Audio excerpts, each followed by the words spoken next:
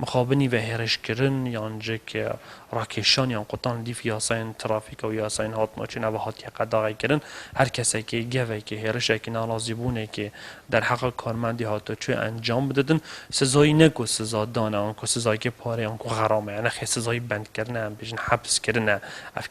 کسی بی کاری انجام بدن دور آکره کیسه هاتیه تو مار کردن آنکو شرده وک چی بویه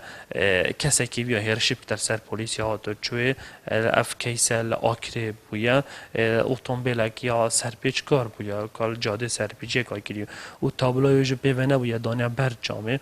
همین رنگا پلیسی جو کاری خور را بیا محاسبه وی کسی بکت وی کسی هنه رای گرش بر وی سرپیچانه اویج ناراضی بون سر وی کاری پلیسی هات ما چون انجام ده حتی وقتی دیمنج تیده دیار کنه دیا هرش بته سر پلیسی هات چوی وی رنگی پیچ رنگی کما کو کار رهبری هات شب پاریزگاه هاتو که ام باشگزیل سروان کرداران که همین دما پشت و پناه کارمند خونه چون اینا هیچ آوایی کسی کارمند هات چوی پاش و بتن قطان چی نبویه کوام بیشین یعنی